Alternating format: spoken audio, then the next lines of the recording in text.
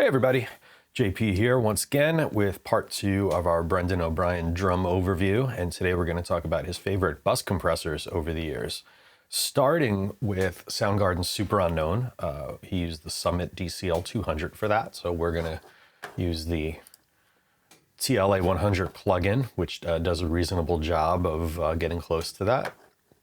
And then later on in the 90s, he was a big fan of the Neve 33609, so we've got this Audioscape version, which I'm really digging.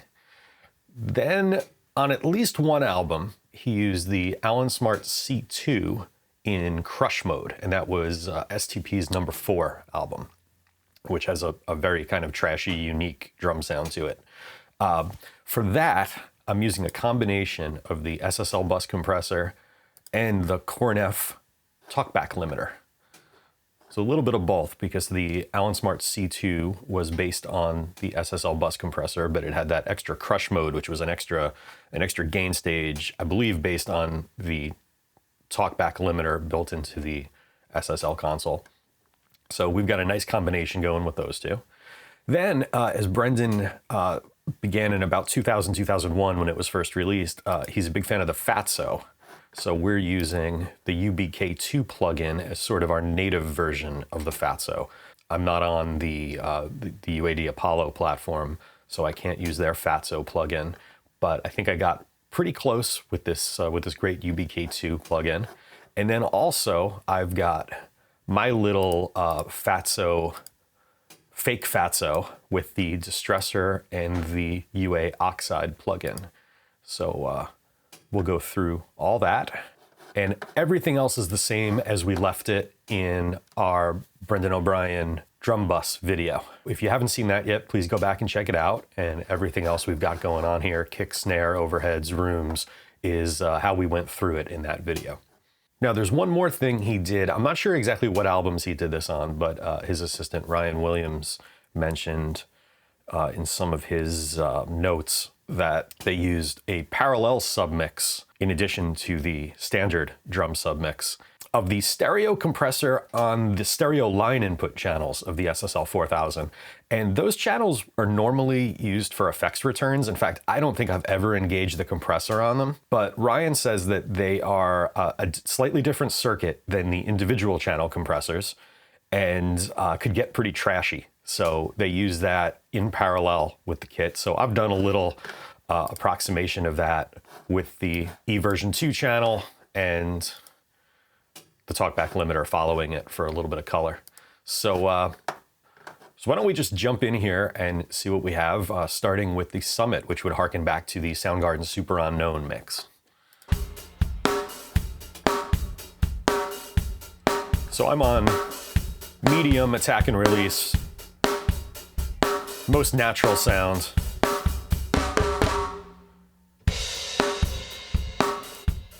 That's without.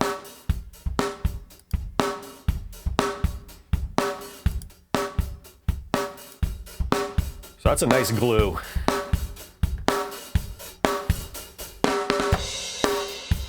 Go slower. Slow's not bad.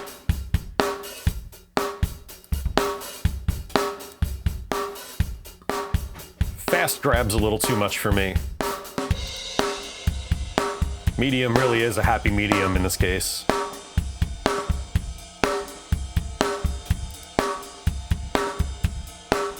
Slow release drags a little. And fast might be a little too fast. Not bad though. I just feel like medium works a little better with a song. I really like to try to time the release. This is the best you could get on here.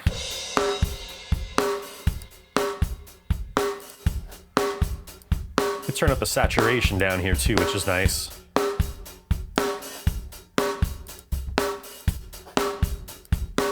Kind of enhances that summitness.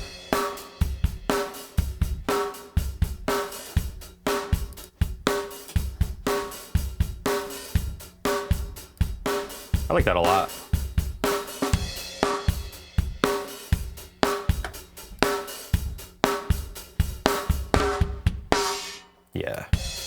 hear much of a difference until you start to push it.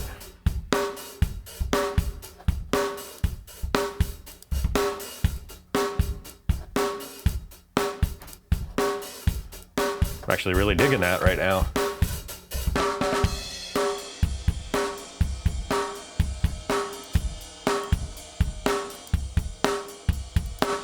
Cool. All right. Now let's go on to the 33609. This would be more of a late 90s thing for him. Makes me think of Battle of Los Angeles from Rage Against the Machine. Probably also Significant Other from Limp Bizkit.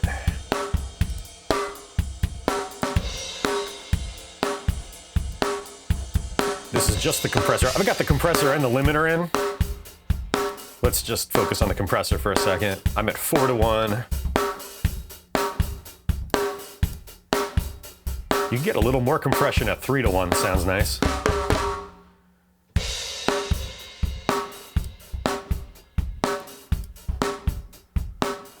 That's 6 to 1.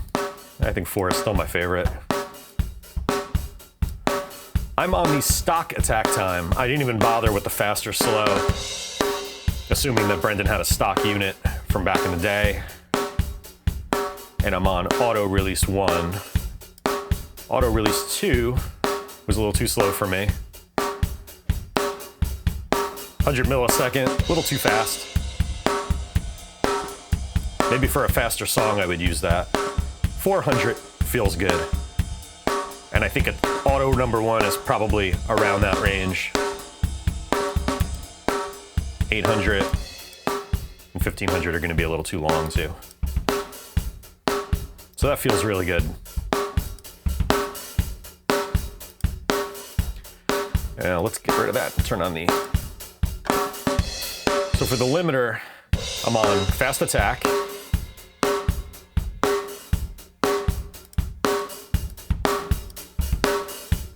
Slow kind of misses it too much for me.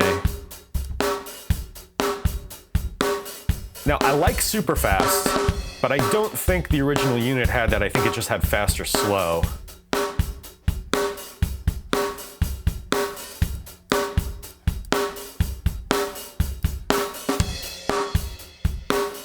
You know, I might leave it on super fast anyway, screw it.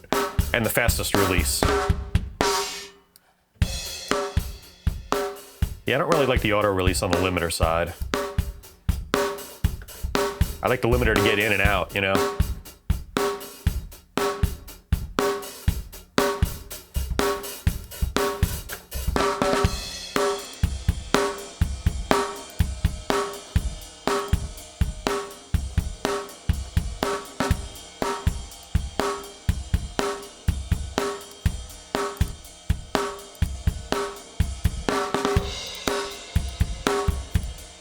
Actually, I'm going back to regular fast attack with both sides engaged. Super fast was a little too much.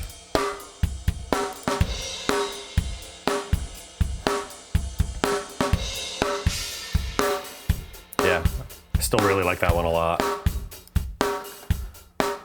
Moving right along, this would be our facsimile of the Alan Smart C2 in crush mode, as heard on the STP number 4 album.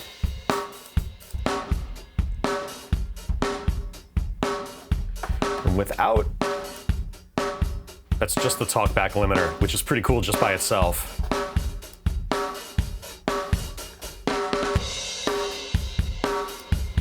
And then you add the regular compression to it, and it really pumps.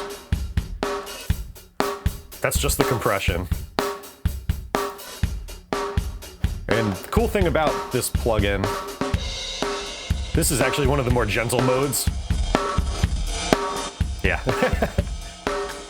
You could get in here and do some really cool things, like the low pass filter.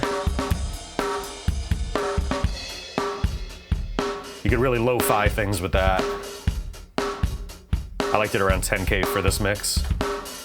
There's distortion trim.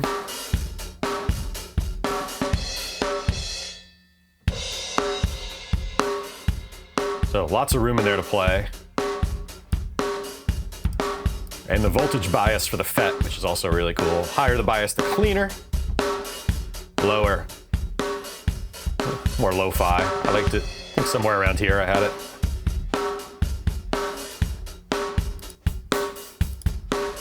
And this might seem extreme, but in context,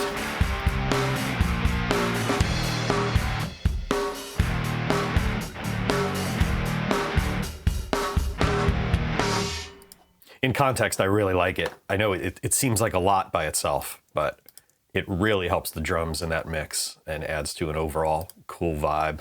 So now, let's try this UBK2 simulating the Fatso.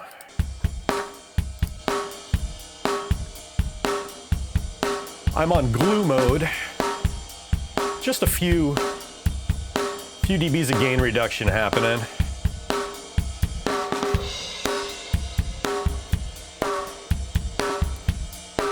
And I've got a decent amount of saturation on the input.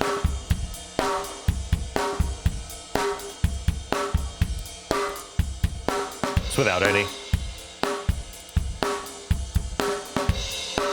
And a little bit on the output too. This one gets a little more.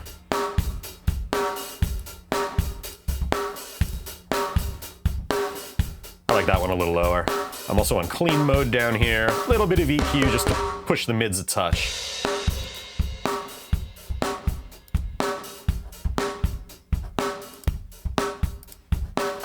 Let's go through some of these modes. There's crush.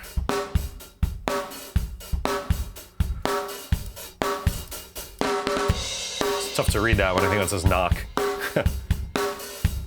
I'm not so crazy about this interface. I think UBK1, the first version, looked a little cooler and was a little easier to use. But this has more features. That's snap. I like that one.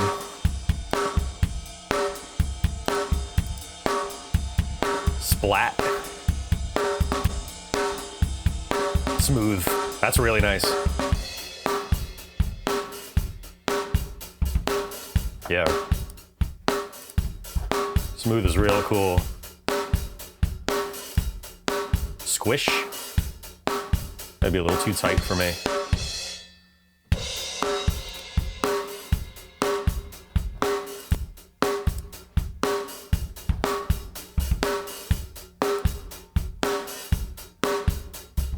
Yeah, I think glue might still be my favorite.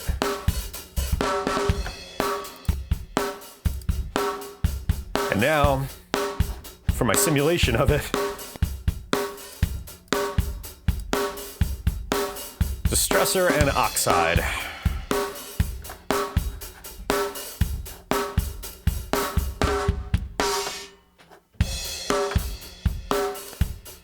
That's without the oxide. That's without the Distressor. So Distressor, I'm just doing 4:1, distortion 3. Not too much there. My understanding of the way Brendan uses the Fatso is he uses the bus comp and the GP engaged at the same time, which adds the third mode, the tracking comp mode, which is kind of based more on an 1176. So that's why I opted to go with 4:1 ratio on here. And although the attack and release times aren't exact, really Brit mode on here would be cool, but they don't offer that in the plugin, sadly. I wish they did, but you get the idea. So let's talk about the parallel bus that he occasionally does. First, mute these. I'm just gonna go back to that one for this.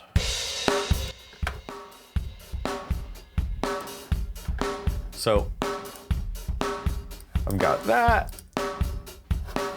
and I've got that. So as you can see, you could get pretty extreme.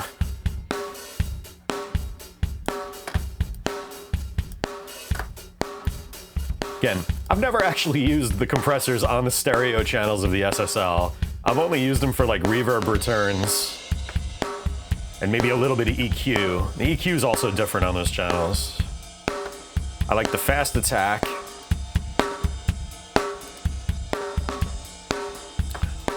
I'll get into this. I'm gonna do a video on parallel bus compression where we talk about attack and release a little more thoroughly, but generally on a parallel bus, I like a faster attack because I like the attack to come from the cleaner bus.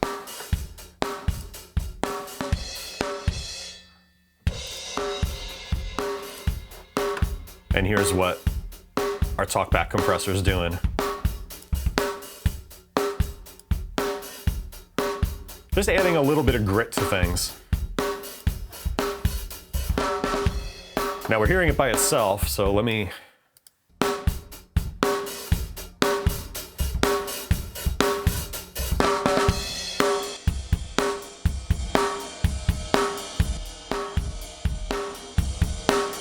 I think it adds something really nice.